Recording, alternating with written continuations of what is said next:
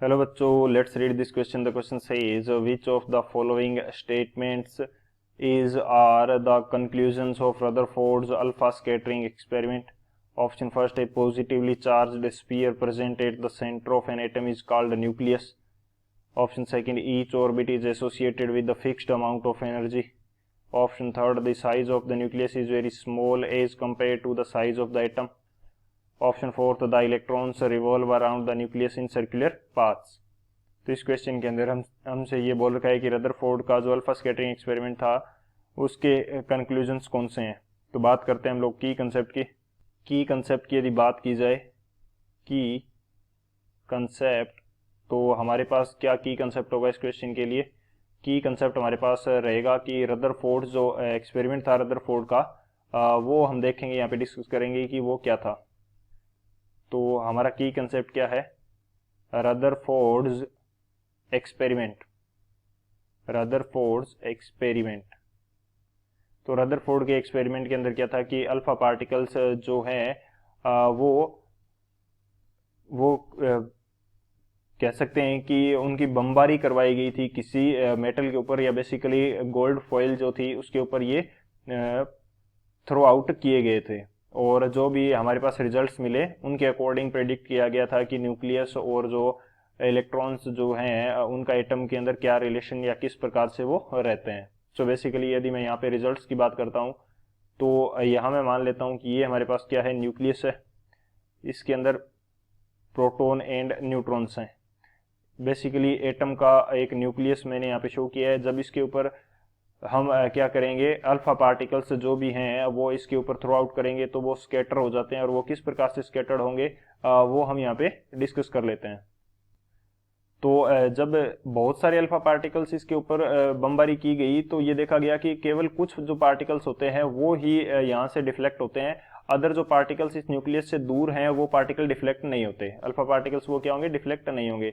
Basically यदि मैं यहाँ पे शो करना चाहूँ कि ये अल्फा पार्टिकल्स जो कि इससे दूर हैं न्यूक्लियस से, तो ये विदाउट एनी डिफ्लेक्शन क्या करेंगे, पास आउट करेंगे. नीचे भी मैं यहाँ पे बना देता हूँ कि जो इस न्यूक्लियस से दूर हैं वो क्या करेंगे, विदाउट डिफ्लेक्शन जाएंगे. जैसे जैसे ये अल्फा पार्टिकल्स इस न्यूक्लियस के पास आते जाएंगे वो क्या होते जाएंगे, डिफ्लेक्शन उनका क्या होगा, ज्यादा होता जाएगा, डिफ्लेक्शन उनका होना स्टार्ट हो जाएगा. सो बेसिकली ये किसी एंगल पे डिफ्लेक्ट हो जाते हैं. इसी तरह से यदि ऊपर शो करता हूं मैं, तो ये जो इसके पास वाले अल्फा पार्टिकल्स हैं वो क्या होंगे, वो किसी एंगल पे डिफ्लेक्ट हो जाएंगे. और जो अल्फा पार्टिकल्स इससे सीधा टकराते हैं वो वापस सेम पाथ को फॉलो करते हुए 180 डिग्री पे डिफ्लेक्ट हो जाते हैं. वो क्या होते हैं, 180 डिग्री पे डिफ्लेक्ट कर जाते हैं. बेसिकली ये हमारे पास क्या थे, अल्फा पार्टिकल्स थे.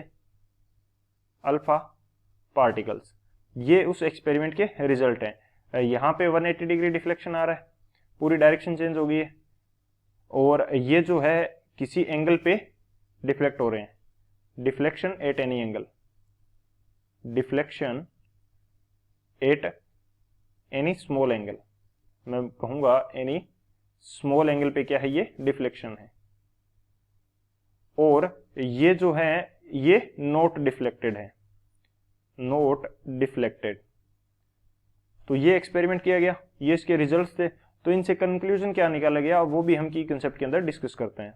तो इससे एक तो कंक्लूजन ये निकाला गया कि जो मोस्ट ऑफ द पार्ट है, स्पेस जो है एटम का, वो क्या है, एम्प्टी है. Most of atom space, atom space is empty. Empty क्यों है, क्योंकि यदि सारा स्पेस फुल होता तो सभी अल्फा पार्टिकल्स डिफ्लेक्ट होने चाहिए थे, लेकिन नहीं होते, केवल कुछ ही डिफ्लेक्ट होते हैं. तो मोस्ट ऑफ द स्पेस क्या है, एम्प्टी है. Second, nucleus contains positive charge, contains positive charge. Nucleus contain positive charge, nucleus positive charge contain कर रहा है. क्यों कर रहा है, क्योंकि जो डायरेक्ट न्यूक्लियस से पार्टिकल, अल्फा पार्टिकल टकरा रहे थे वो 180 डिग्री पे डिफ्लेक्ट हो रहे थे. क्योंकि न्यूक्लियस के अंदर पॉजिटिव चार्ज है और अल्फा पार्टिकल्स जो होते हैं वो खुद पॉजिटिव होते हैं, तो उनके बीच में रिपल्शन लगता है. इस वजह से वो क्या हो जाते हैं, कंप्लीटली यानी कि 180 डिग्री एंगल पे क्या हो जाते हैं, डिफ्लेक्ट हो जाते हैं. सो न्यूक्लियस के अंदर क्या होता है, पॉजिटिव चार्ज होता है. अदर जो है इलेक्ट्रॉन्स जो है वो क्या करते हैं, electrons revolve revolve in circular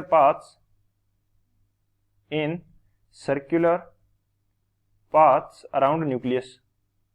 वो न्यूक्लियस के अराउंड क्या करते हैं, सर्कुलर पाथ के अंदर रिवॉल्व करते हैं। तो ये सभी चीजें इस रदरफोर्ड एक्सपेरिमेंट से, रदरफोर्ड मॉडल के अंदर बताई गई थी। ये हमारा क्या रहेगा, मेन की कंसेप्ट रहेगा। इस की कंसेप्ट की हेल्प से हम इस क्वेश्चन को सॉल्व करते हैं। तो बात की जाए यदि सॉल्यूशन की, तो सॉल्यूशन हमारे पास क्या होगा, हम बात कर रहे हैं सबसे पहले स्टेटमेंट फर्स्ट की कि क्या वो रदरफोर्ड एक्सपेरिमेंट का कंक्लूजन था या नहीं था। फर्स्ट में क्या दे रखा है, a positively charged sphere present at the centre of an atom is called nucleus. तो न्यूक्लियस हमने बताया था जिसके अंदर क्या बताया कि प्रोटॉन एंड न्यूट्रॉन होते हैं, जिसमें न्यूट्रॉन हमारे पास क्या होता है, न्यूट्रॉन हमारे पास चार्ज लेस होता है, जबकि प्रोटॉन हमारे पास पॉजिटिवली चार्ज होता है। और ये किस प्रकार से प्रूव हुआ था कि 180 डिग्री पे जब डिफ्लेक्शन हुआ अल्फा पार्टिकल्स का, तो पता चला कि ये पॉजिटिव चार्ज जो है वो इस न्यूक्लियस के अंदर ही होता है। सो फर्स्ट हमारा क्या था, कंक्लूजन था, ये हमारा करेक्ट है। सेकंड हमें बोल रखा है each orbit is associated with fixed amount of energy. ये स्टेटमेंट तो करेक्ट है, लेकिन ये रदरफोर्ड एक्सपेरिमेंट से प्रूव नहीं हुआ था। सो इस रिस्पेक्ट में इनकरेक्ट है, क्योंकि एनर्जी लेवल की जो भी बातें थी वो किसमें, नील्स बोहर के मॉडल में बताई गई थी। फर्स्ट हमारा करेक्ट है, सेकंड हमारा इनकरेक्ट है, क्योंकि एनर्जी से रिलेटेड जो बातें थी, एनर्जी लेवल के बारे में जो भी बातें थी वो किस में बताई गई थी, बोहर्स मॉडल में। वो बोहर्स मॉडल में बताई गई थी कि एनर्जी लेवल जो होता है ऑर्बिट के लिए वो फिक्स रहता है। तो ये हमारा क्या है, इनकरेक्ट है। थर्ड हमारे पास क्या है, the size of the nucleus is very small as compare to the size of atom. ये भी हम डिस्कस कर चुके हैं। हमने बात करी थी कि जो न्यूक्लियस होता है वो छोटा होता है, most of the atom space is क्या होता है, एम्प्टी होता है। Most of atom space empty होता है और ओनली एक जो न्यूक्लियस है वो पॉजिटिव चार्ज को कंटेन किए हुए रहता है। सो मोस्ट ऑफ स्पेस यदि एम्प्टी है तो हमारे पास क्या है, न्यूक्लियस का साइज बहुत कम है एटम की तुलना में। तो थर्ड भी हमारा करेक्ट है। फोर्थ हमारा क्या कह रहा है, electrons revolve around the nucleus in a circular path. जो इलेक्ट्रॉन्स होते हैं वो सर्कुलर पाथ के अंदर मूव करते हैं। ये किस प्रकार से पता चला, ये इस प्रकार से पता चला कि जब हमारे पास डिफ्लेक्शन हो रहा था, डायरेक्ट पॉजिटिव से पॉजिटिव चार्ज जा रहा था टकरा के, तो 180 डिग्री पे डिफ्लेक्शन हो रहा था। अदरवाइज जब इस न्यूक्लियस के अराउंड दूर से जब हमारे पास अल्फा पार्टिकल्स पास आउट कर रहे थे तो वो डिफ्लेक्ट नहीं हो रहे थे। सो वहां पे कोई भी, यानी कि कह सकते हैं कि जो रिपल्शन प्रोवाइड कर सके ऐसा कोई भी चार्ज वहां पे प्रेजेंट नहीं था। सो उससे ये अंदाजा लगाया गया कि न्यूक्लियस के अंदर हमारे पास इलेक्ट्रॉन्स न्यूक्लियस के अंदर नहीं होते हैं। न्यूक्लियस के अंदर क्या होता है, ओनली पॉजिटिव चार्ज होता है और जो इलेक्ट्रॉन्स हैं वो उसके अराउंड सर्कुलर पाथ्स में रिवॉल्व करते हैं। सो ये हमारा जो फोर्थ स्टेटमेंट है वो भी क्या है, करेक्ट है, या कंक्लूजन इसको हम बोल सकते हैं कि ये रदरफोर्ड एक्सपेरिमेंट का क्या है, कंक्लूजन है। सो हमारे पास सभी कंक्लूजन है एक्सेप्ट सेकंड। सो हमारे पास कौन से करेक्ट होंगे, जो फर्स्ट, थर्ड एंड फोर्थ है वो हमारे करेक्ट होंगे। So option A, C and D are the final answers. I hope you understood it well. Best of luck. Thank you.